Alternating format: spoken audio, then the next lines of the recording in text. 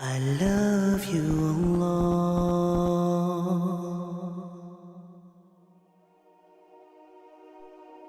We are witnessing a tragedy at a global scale, the likes of which we could never have imagined even a week ago, much less a month ago or a year ago. Around the globe, what we are seeing of shutting down of cities, of shutting down of masajid, of the fear, of the great trepidation that is afflicting all of us. If this is not going to cause us to stop in our tracks, if this is not going to cause us to reflect and to ponder and to think, then what is ever going to cause us to change? Dear Muslims, today's khutbah that I'm going to give, and it is a symbolic khutbah. I have never in my life given a khutbah to an audience and a masjid that is this empty. It is a symbolic khutbah. It is being given to remind ourselves, to remind the ummah that there is a reason why this is happening. Dear Muslims, we need to understand what Allah Azza wa Jal tells us in the Quran. Surah Al-Anfal, verse 53. ذَلِكَ بِأَنَّ اللَّهَ لَمْ يَغُ مُغَيِّرًا نِعْمَةً أَنْعَمَهَا عَلَىٰ قَوْمٍ حَتَّى يُغَيِّرُوا مَا بِأَنفُسِهِمْ وَأَنَّ اللَّهَ سَمِيعٌ عَلِيمٌ. That is because Allah subhanahu wa ta'ala will never take away a blessing that He has gifted to a people. Allah will never lift up a blessing that He has gifted to the people unless and until they change something in themselves. The blessing of peace, the blessing of security, the blessing of going about wherever we wanted to go, the blessing of society, all of this has been lifted up and it has been replaced with a fear, with an uncertainty. It has been replaced with death being close to us.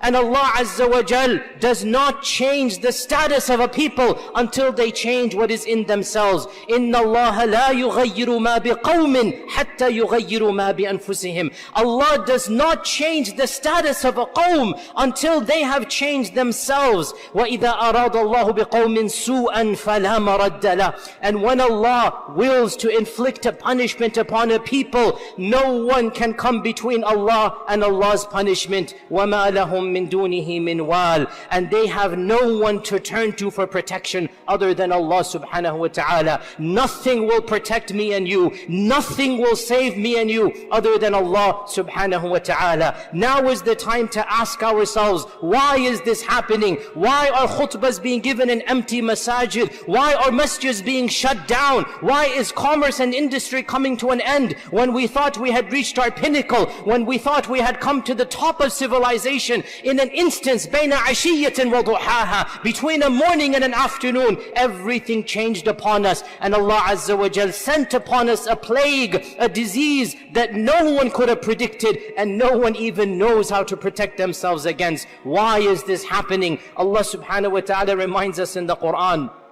ظهر الفساد في البر والبحر بما كسبت أيدي الناس ليذيقهم بعض الذي عملوا ولعلهم يرجعون. Allah has caused fasad, which is fitna, which is a type of evil, which is a type of trial and tribulation. Allah has caused chaos to spread in this earth. Why? بِمَا كَسَبَتْ أَيْدِ النَّاسِ. Because of what we ourselves have done. It is the effects of our own selves. This is something that we don't hear too many people say. It is something that is politically incorrect to say. It is something that hardly any preacher of any religion says. And when they say it, they are mocked and made fun of. That does not change the reality. Why is this happening to us? Allah does not send upon people plagues and diseases unless there is something that they have collectively done.